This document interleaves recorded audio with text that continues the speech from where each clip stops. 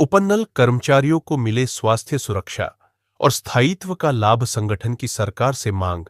उत्तराखंड में उपनल उत्तराखंड पूर्व सैनिक कल्याण निगम लिमिटेड के माध्यम से कार्यरत हजारों संविदा कर्मचारियों की स्वास्थ्य और नौकरी सुरक्षा को लेकर अब गंभीर मांगे उठाई जा रही हैं।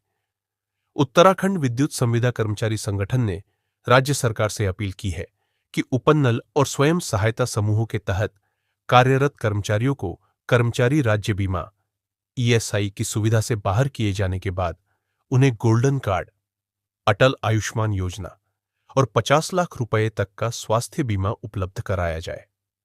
संगठन के अध्यक्ष विनोद कवि ने इस संबंध में राज्य के मुख्य सचिव, प्रमुख सचिव ऊर्जा और सचिव सैनिक कल्याण को पत्र भेजकर अपनी बात रखी है। उन्होंने बताया कि हाल ही में कर्मचारियों को प्रोत्साहन भत्ते का मासिक भुगतान मिलने लगा है, जिसके चलते वह ईएसआई की पात्रता से बाहर हो गए हैं। ऐसे में स्वास्थ्य आपातकाल की स्थिति में इन कर्मचारियों के पास इलाज के लिए कोई सुरक्षित व्यवस्था नहीं रह गई है। विनोद कवि ने स्पष्ट किया कि उपनल कर्मचारी बिजली, जल विद्युत और ट्रांसमिशन जैसे जोखिम भरे विभागों में कार्यरत है, जहां हर समय दुर्घटना या स्वास्थ्य संकट की संभावना बनी रहती है। ऐसे में यदि उन्हें सरकारी अस्पतालों और सूचीबद्ध निजी अस्पतालों में नीड शुल्क इलाज की सुविधा मिलेगी, तो इससे उनके जीवन में सुरक्षा की भावना बढ़ेगी। इसके साथ ही एक और महत्वपूर्ण प्रक्रिया की शुरुआत हुई है।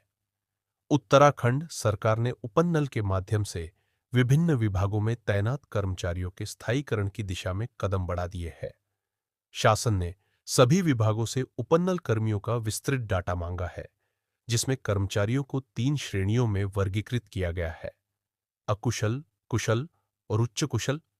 इन श्रेणियों के अनुसार उनका सेवा काल 5, 10 और 15 वर्ष और वे किस विभाग में कार्यरत है, इसका ब्यौरा तैयार कर कुमाऊं और गढ़वाल मंडलों के परियोजना कार्यालयों ने शासन को भेजना शुरू कर दिया है।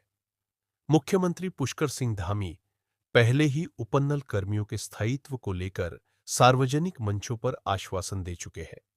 उनका कहना है कि जिन कर्मचारियों ने वर्षों तक अपनी सेवाएं दी हैं, उन्हें स्थायित्व और सभी जरूरी सुविधाएं मिलनी चाहिए।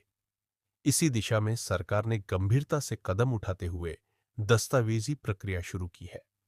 उपनल के परियोजना निदेशक कर्नल आलोक पांडे ने जानकारी दी कि सभी विभागों से जानकारी लेकर उनका पूरा डाटा तैयार कर लिया गया है, जिसे शासन को भेजा जा चुका है।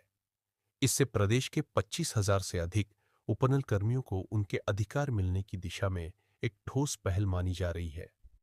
उत्तराखंड में उपनल कर्मचारियों की वर्षों पुरानी मांगे अब सरकार के संज्ञान में आ चुकी है। यदि गोल्डन कार्ड और बीमा जैसी सुविधाएं जल्द लागू होती है और स्थायित्व की प्रक्रिया भी समयबद्ध तरीके से पूरी होती है, तो यह राज्य के हजारों संविदा कर्मचारियों और उनके परिवारों के लिए एक बड़ी राहत होगी।